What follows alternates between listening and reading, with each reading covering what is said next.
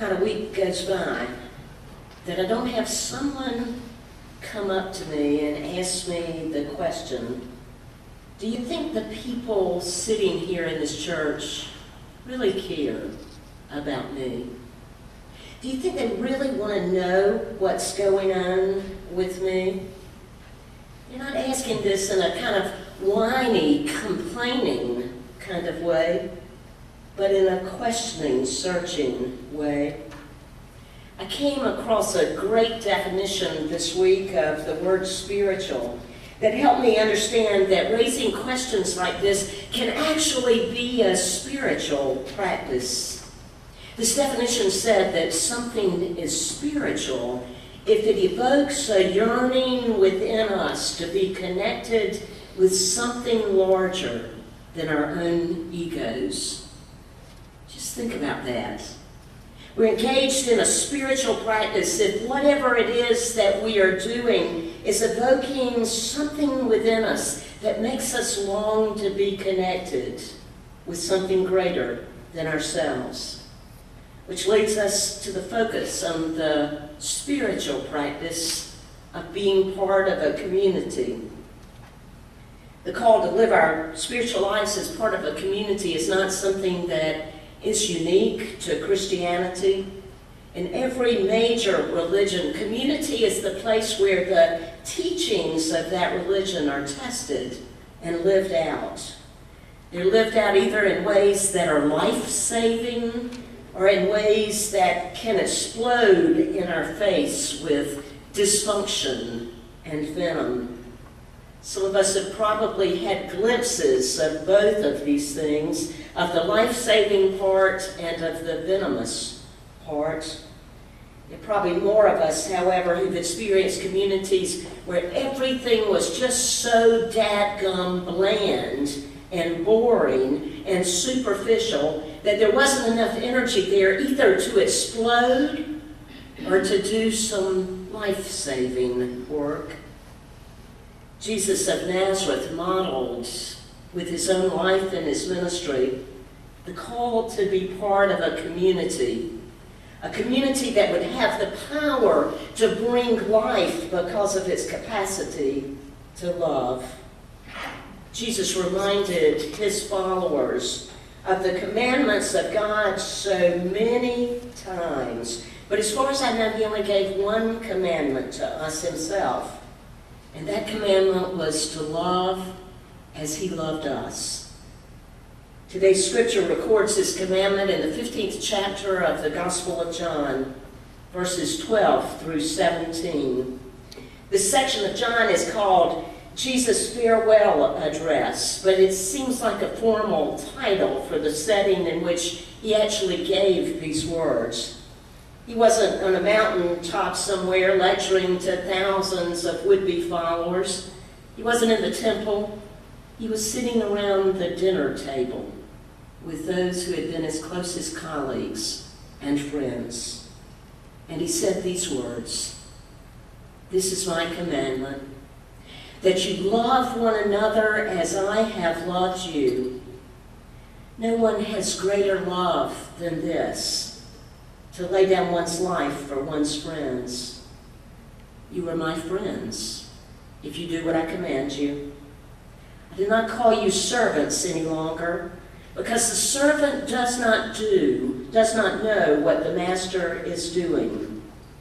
But I have called you friends, because I have made known to you everything that I have heard from my Father.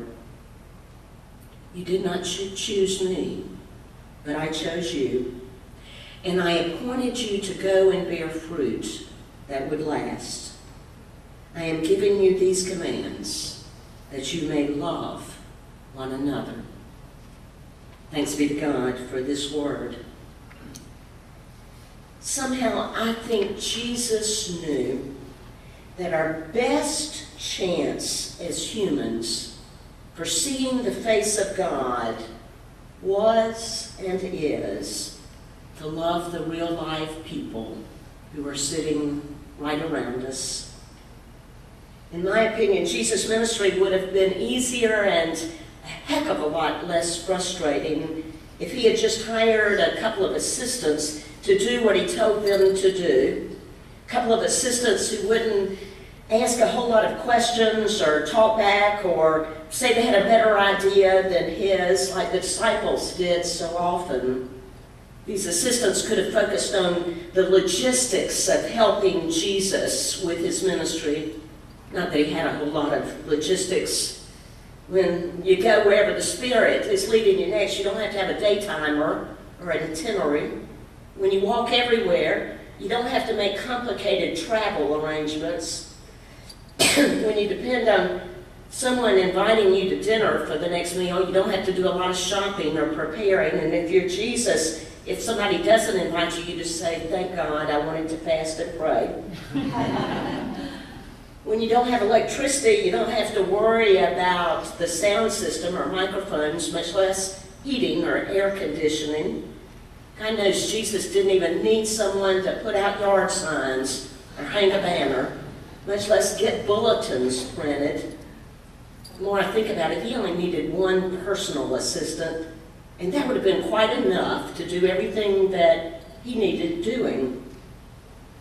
But now Jesus chose 12 people, 12 raucous, opinionated, strong-willed people with whom to share not only his ministry, but to share his life.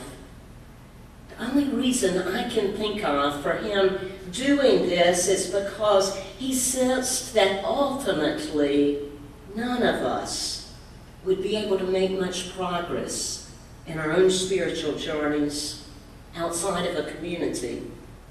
And because Jesus always led by example, how could he expect us to see the importance of community if he wasn't a part of one himself? In his last words to his community, while he was still alive, Jesus didn't tell him to go out and build a church, or for that matter, to build anything. He didn't give them some kind of test or final exam about what they believed or what they didn't believe. Rather, he told them to love each other in the way that he had loved them. For some reason, Jesus trusted that if they even began the process of figuring out how to do this, how to love and care for each other, at least a tiny fraction of a bit as much as he loved them, this would be the best chance they would have for seeing the face of God after he was gone. And isn't seeing the face of God what Jesus wanted most for us? Isn't that what his life and ministry was all about? Isn't that what Christianity is at its best? The Word becoming flesh and dwelling among us, to remind us that if we want to see and know the face of God, all we have to do is look into the eyes and the hearts of the people sitting around us. For how can we love the God we have not seen if we don't love the God revealed in the people we have seen?